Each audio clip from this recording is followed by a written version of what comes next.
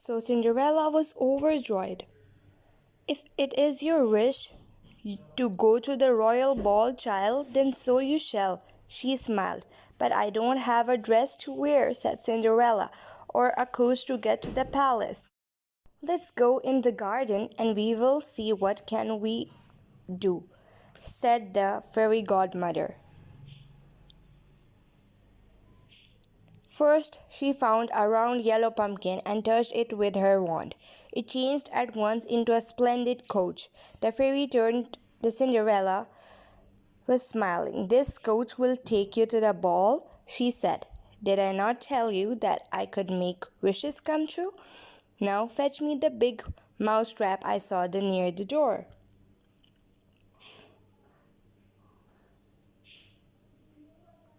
So Cinderella did as she was said.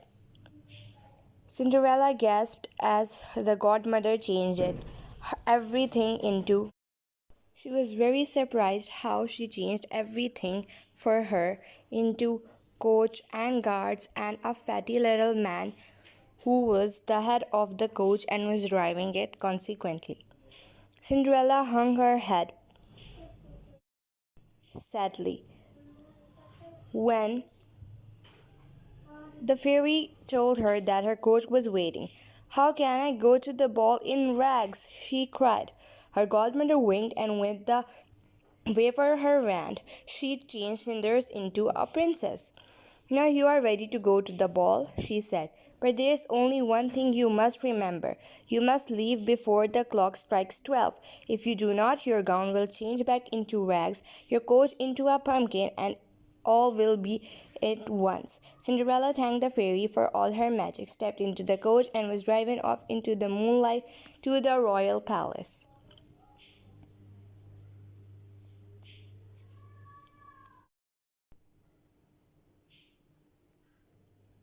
When she arrived at the palace and stepped into the grand hall room, all the lords and ladies stared in amaze at the unknown guest. "Such a beauty," said one of the ladies.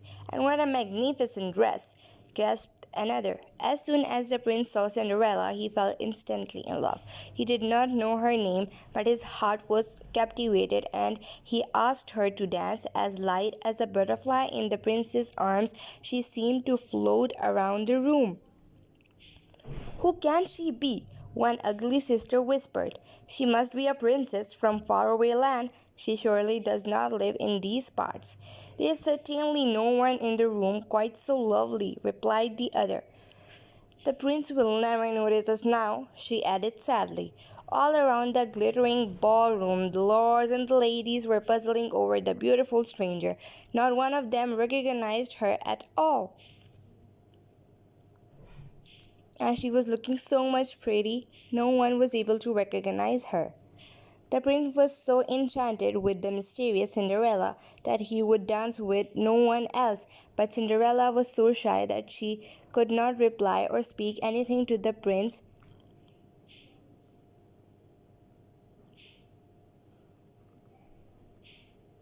And as clock struck 12, Cinderella was having such a wonderful time. Then she forgot all about the fairy's warning, until suddenly she heard the palace clock begin to strike midnight. Without a word of farewell to the princess, she fled from the ballroom down the great marble staircase, and she ran. One of her glass slippers fell off, but she did not dare stop to pick it up, as everything was gonna change back to their original position and original face. At the last stroke of 12, the wonderful ball gown vanished. The Cinderella was back in her old rag dress. There was no golden coach waiting to carry her home, no jolly coachman to greet her before urging his white horses into a trot, and no smart footman. They had all completely vanished. "If only I had remembered the fairy's words," Cinderella sighed,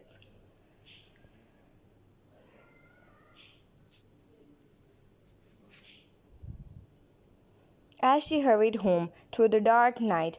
All that remembered of the fairy godmother's magic was the large yellow pumpkin by the roadside, and the two little more scumpling about. Dartling away into the bushes was a fat brown rat with long whiskers, while two green lizards slipped safely under a stone. Dawn was beginning to break as Cinderella fell asleep in her corner of the kitchen to dream of her wonderful evening.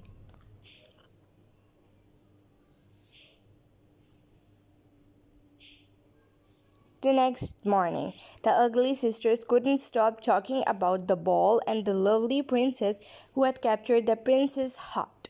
Cinderella was busy dusting and sweeping, but she could not help smiling to herself as she heard what they had to say about the beautiful princess. "We mustn't blame the prince for not dancing with us," they said at last. "She was so beautiful."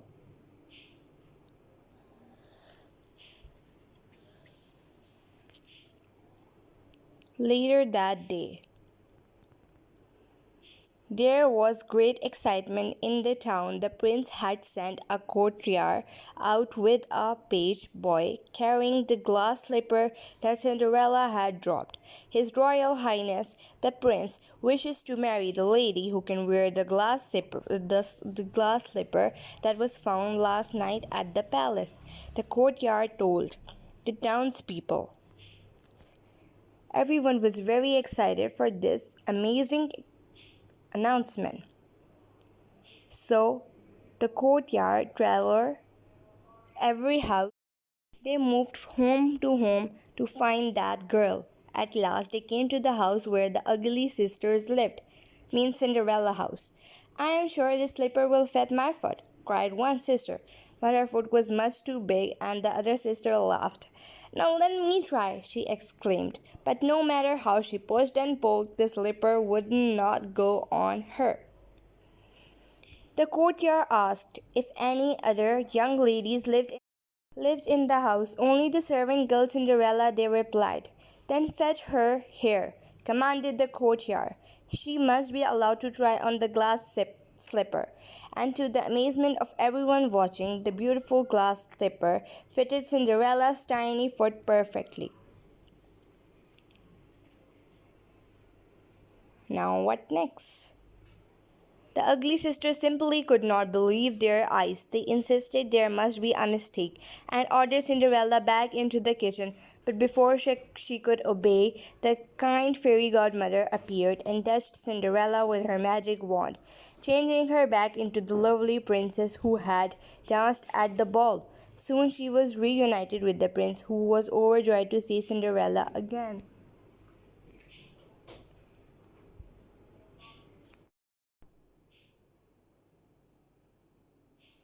Such a beautiful sight. This time the prince took Cinderella's hand and begged her to marry him. She immediately agreed, and plans for the wedding were made.